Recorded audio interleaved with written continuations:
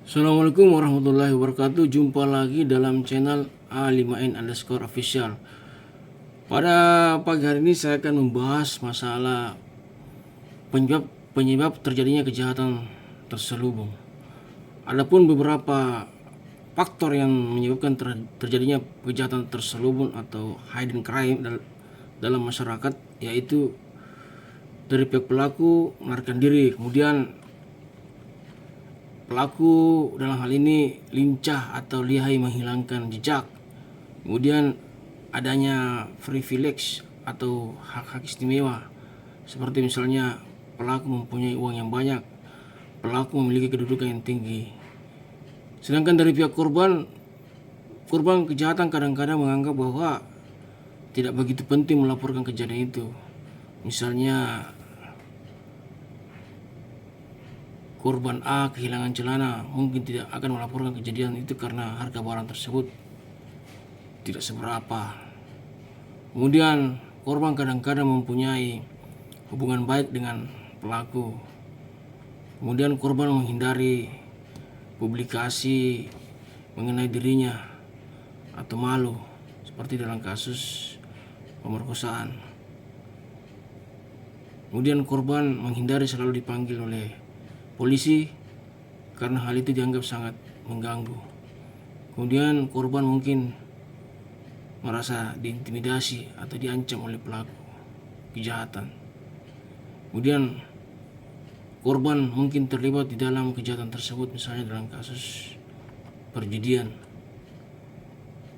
Korban tidak cocok dengan sistem penghukuman yang ada. Kemudian korban beranggapan bahwa meskipun hal itu dilaporkan, polisi tidak akan mampu menangkap pelakunya. Sedangkan dari sisi kepolisian, biasanya polisi tidak mau menangkap pelaku kejahatan karena bukti-bukti kurang. Kemudian kejahatan yang dilaporkan setelah diadakan penyidikan ternyata bukan merupakan tindak pidana. Petugas tidak jujur, kemudian tidak profesional, dan sarana yang tersedia kurang memadai. Sedangkan dari pihak masyarakat acuh tak acuh, kemudian takut kepada pelaku kejahatan, takut dianggap terlibat dalam kejahatan, dan masyarakat beranggapan bahwa hanya membuang waktu dengan melaporkan peristiwa tersebut. Kriminal adalah ilmu yang mempelajari hal-hal yang berhubungan dengan kejahatan, antara lain gejala kejahatan, latar belakang terjadinya kejahatan, dan keadaan si pelaku kejahatan. Dengan perkembangannya, ilmu ini mengalami berbagai perkembangan yang melahirkan berbagai aliran pemikiran. Aliran-aliran pemikiran inilah yang menjadikan bentuk pemidanaan yang ada di berbagai negara beralih dari satu cara pemidanaan ke pemidanaan lainnya. Makna aliran pemikiran yaitu aliran adalah cara-cara pandang atau kerangka acuan, paradigma, perspektif yang digunakan oleh para kriminolog dalam melihat, menafsirkan, menanggapi, dan menjelaskan fenomena kejahatan. Oleh karena pemahaman kita terhadap dunia sosial terutama dipengaruhi oleh cara kita menafsirkan peristiwa-peristiwa yang kita alami atau lihat, sehingga juga para ilmuwan cara pandang yang dianutnya akan mempengaruhi wujud penjelasan maupun teori yang dihasilkan. Dengan demikian, untuk dapat memahami dengan baik penjelasan dan teori-teori kriminolog, perlu diketahui perbedaan-perbedaan aliran pemikiran paradigma dalam kriminolog. Aliran dalam kriminolog itu antara lain aliran klasik. Aliran klasik ini muncul pada abad 18 yang dipelopori oleh Cesare Beccaria. Beliau adalah seorang ahli matematika berkebangsaan Italia. Aliran ini timbul di Inggris pada pertengahan abad ke-19 dan tersebar di Eropa dan Amerika. Aliran ini didasarkan pada teori hedonistik. Aliran ini dengan doktrin of free will-nya mendasarkan pada filsafat hedonistis yang memandang bahwa manusia mempunyai kebebasan memilih perbuatan yang dapat memberikan kebahagiaan dan menghindari perbuatan-perbuatan yang akan memberikan penderitaannya. Menurut Beccaria, setiap orang yang melanggar hukum telah memperhitungkan rasa sakit yang diperoleh dari perbuatan tersebut. That the act which I do is the act which I think will give me most pleasure.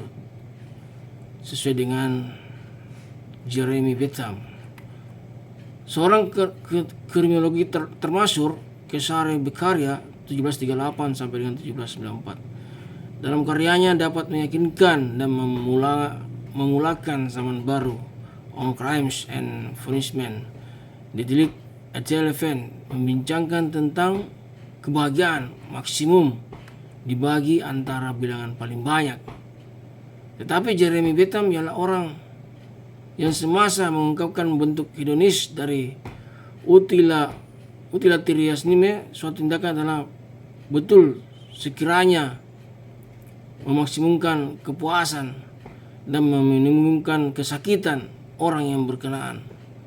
Menjadikan teori ini penting dalam debat tentang perkara seperti penyusunan undang-undang.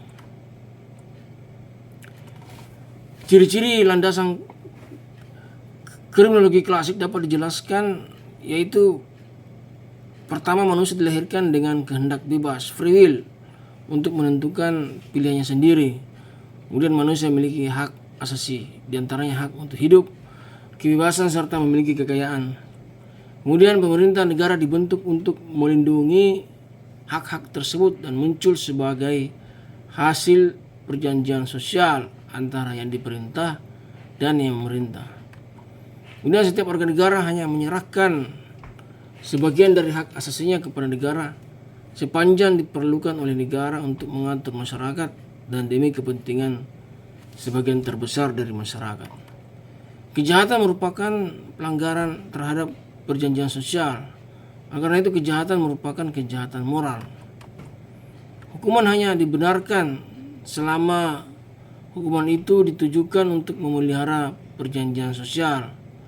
Oleh karena itu tujuan hukuman adalah untuk mencegah kejahatan pada kemudian hari.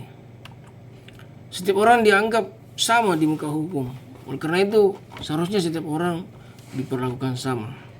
Aliran ini mengakui bahwa manusia memiliki akal, disertai dengan kehendak bebas untuk menentukan pilihannya. Akan tetapi aliran ini berpendapat bahwa kehendak bebas tersebut tidak terlepas dari pengaruh lingkungan. Secara singkat, aliran ini berpengaruh teguh pada faktor lingkungan yang dikuasai oleh hukum. Sebab akibat. Karena pengaruh lingkungan tersebut, orang dapat membedakan dua faktor. Pertama, faktor lingkungan intern dan moral atau berperikemanusiaan, dan netral, yaitu mengenai sistem saraf sentral. Kemudian kedua, yang ekstern atau luar, yaitu mengenai lingkungan individu. Dalam pandangan aliran kriminologi klasik, manusia dianggap mempunyai kemampuan untuk memilih mana yang baik dan mana yang jahat. Pemikiran klasik ini mendasarkan pandangannya bahwa inteligensi dan rasionalitas merupakan ciri fundamental manusia dan menjadi dasar bagi penjelasan perilaku manusia, baik yang bersifat perangan maupun yang bersifat kelompok. Inteligensi mampu mengarahkan dirinya sendiri. Dalam arti manusia adalah penguasa dalam dirinya, nasibnya, memimpin dari jiwanya. Makhluk yang mampu bertindak bagi dirinya dan bertindak untuk mencapai kepentingan dan kehendaknya. Kejahatan didefinisikan sebagai pelanggaran terhadap perbuatan yang dilarang undang-undang pidana. Penjahat adalah setiap orang yang melakukan kejahatan. Kejahatan dipandang sebagai hasil pilihan bebas dari individu dan menilai untung ruginya melakukan kejahatan. Oleh karena itu tanggapan yang diberikan oleh masyarakat terhadap hal ini adalah dengan meningkatkan kerugian yang harus dibayar dan menurunkan keuntungan yang diperoleh dari kejahatan agar orang-orang tidak memilih untuk melakukan kejahatan. Kemudian aliran kedua yaitu aliran kartografis, aliran yang berkembang di Inggris dan Jerman pada tahun 1830 sampai dengan 1880 merupakan bentuk ketidakpuasan para ahli kriminologi terhadap aliran klasik. Aliran ini sama dengan ajaran ekologis. Yang dipentingkan dalam ajaran ini adalah distribusi kejahatan dalam daerah-daerah tertentu, baik secara geografis maupun secara sosiologis. Dianggapnya kejahatan merupakan suatu ekspresi dari kondisi-kondisi sosial. Mazhab ini tidak hanya meneliti jumlah dan dari kriminalitas secara umum saja, juga melakukan studi khusus tentang juvenile delinquency serta mengenai kejahatan profesional yang saat itu cukup menonjol. Demikianlah konten saya pada siang hari ini. Lebih dan kurangnya mohon maaf. Wabillahi taufiq wal hidayah. Wassalamualaikum warahmatullahi wabarakatuh.